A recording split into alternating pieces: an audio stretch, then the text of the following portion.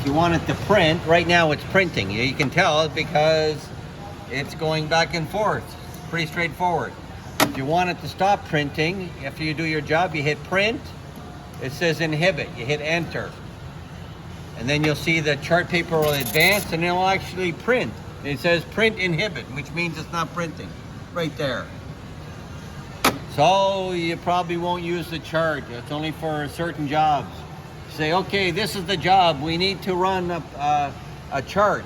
You hit print, and it's going to come up printing. You say, yes, I want printing. Enter.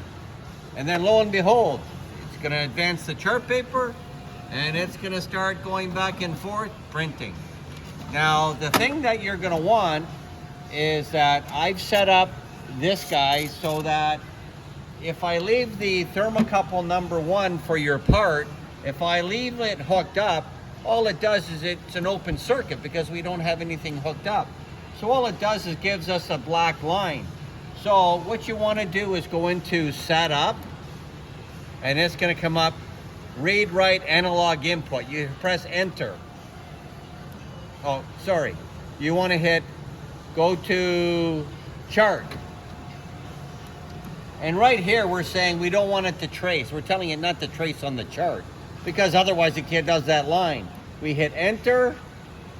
We have to hit enter again because it says confirmed, not by mistake. Yes, enter. And we want it to go on the analog number 1.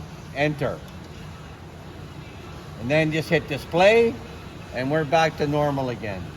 So you would actually see the load thermocouple, the temperature of the thermocouple you have hooked up on number 1.